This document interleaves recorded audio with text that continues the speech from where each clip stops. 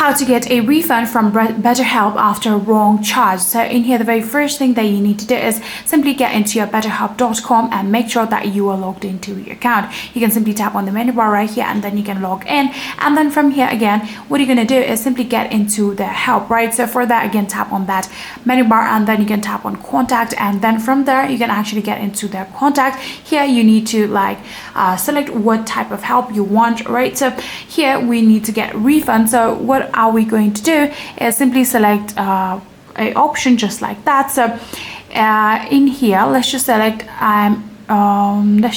one of the options that actually matches your problem. So here I have billing related question. Then you can fill up your first name, last name, and write message. And you need to select this option and then simply tap on submit. And then after doing that, you can actually contact them and tell them about your refund. And I'm pretty sure they will be able to reach you out, or you can actually contact them on this email address too if you want to. Then in there, you'll need to, of course, give them a detailed billing issue and request a refund. I'm pretty sure that they will be able to help you out with that.